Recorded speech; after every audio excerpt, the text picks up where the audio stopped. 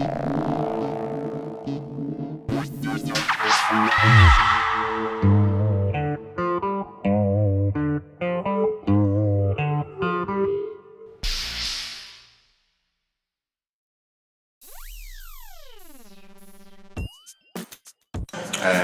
was a nickname at school, Beef, when I was about 11, I think it started. Because I was about 4 or 5 inches taller than everyone, slightly larger than everyone. So it started off as a piss. Can I say that? It's a piss take. Yeah. It started off as a piss take, really. Like people would call me Beef or Beef Eater, and I'd like chase them like in my dead arm and stuff. But then it just kind of stuck with me. And then about 5 years later, I went round to one of my friend's house. And his mum said, "Oh, is this the Beef?" Like in a really kind of mum kind of way. And like we all thought it was hilarious that she put that in front of it. And kind of from then it just started becoming a bit of a tag, and then never really went. And everyone still calls me Beef, so it's just not a natural progression.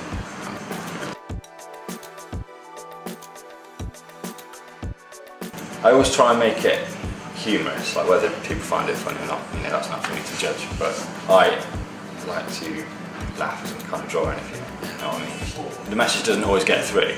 It's kind of, the message is the start point for an illustration, and then I'll just kind of draw characters. It's character based, I suppose. Yeah.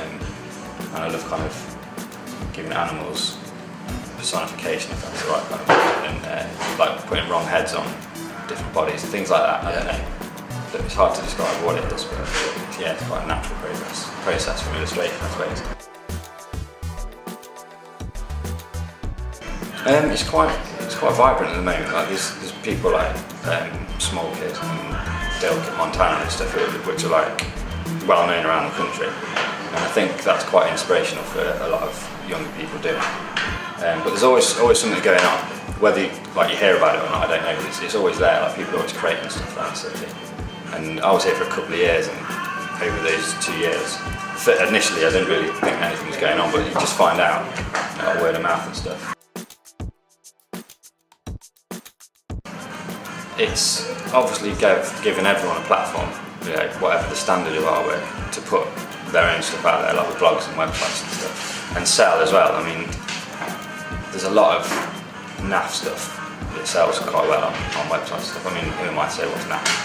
But it's like, the market's kind of flooded, but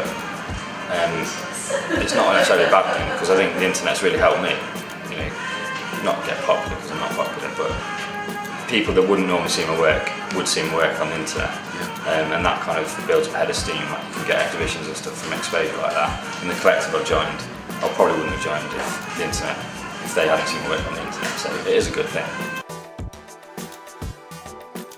I was looking through some of my old sketchbooks. Like I keep sketchbooks religiously, probably for the last kind of 4 years. But yeah, I was just kind of, because it was such an open brief, you said do what you want as long as there's nothing rude. So I just started looking through books, and I found a character that I really liked. And I used to draw lots of bird faces on, like you'll see obviously the cover. I used to draw a lot of bird faces on kind of strange organic shapes ages ago. I've not really done it since. Just looking through this book, oh yeah, that could work quite well as a composition. So yeah, I just started sketching those kind of characters again. And just kind of came like that, yeah. What I've done is I've never stopped. I got into art because I was good at it. That sounds quite matter of fact, but it's just something I've always done, and it's just something I didn't think about. Went to uni, did illustration, left uni, and a lot of people, I think, when they leave uni, they look for a job, don't get one, and they just stop drawing, or they stop painting, or they stop doing stuff, and then they can't get a job, and like the portfolio's like not very good, or they maybe go to do some other kind of work, which I've done. But then they stop drawing or stop painting, and that's something I've never done. Like I said about the sketchbook, always keep a sketchbook. People say funny things, like write them down, draw that, whatever.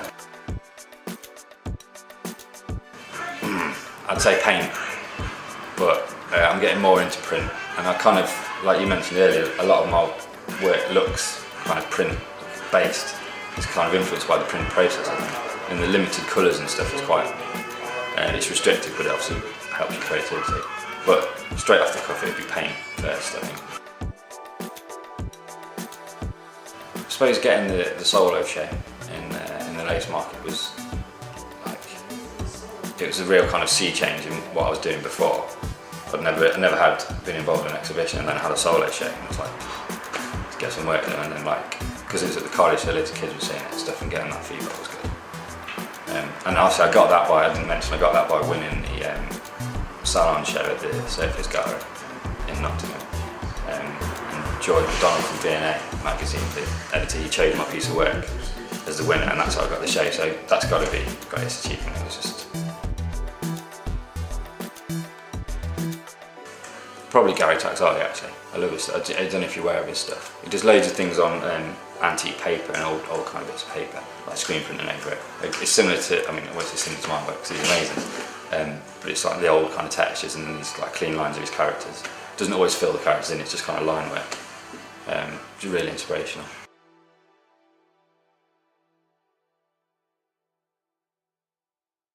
Like in a toilet in Grand Central Station in New York. This is a horrible story. But I went into the cubicle, to do what I did, and there's a guy in the cubicle next to me, just stuffing his face with food, and he was dropping like wrappers and like Twinkie wrappers and like muffin things and stuff, like belching. So this was great. This guy's sitting in the toilet stuffing his face. So I just kind of got my sketchbook out. I might have it here actually, and I made a note of it.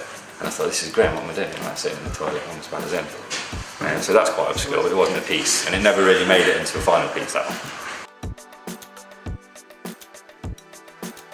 I got an email just before Christmas last year from Joel Millichip, who's Mr. Millichip, I don't know if you've heard of him, he's an illustrator based in Suffolk.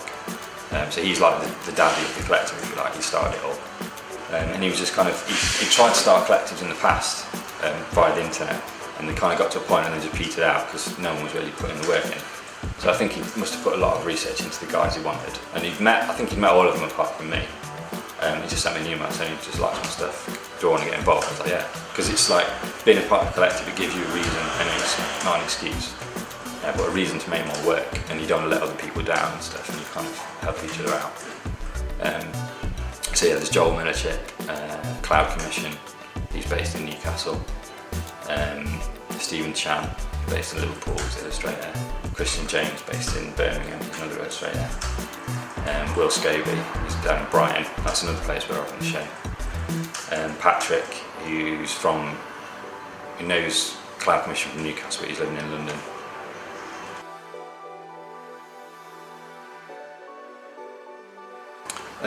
Apart from the Brothers stuff, not really. I mean, obviously I've got a front cover coming up for you guys. I've got another front cover actually for Ammo magazine. It's I don't know if you know that one, illustration magazine run by Dave Hughes.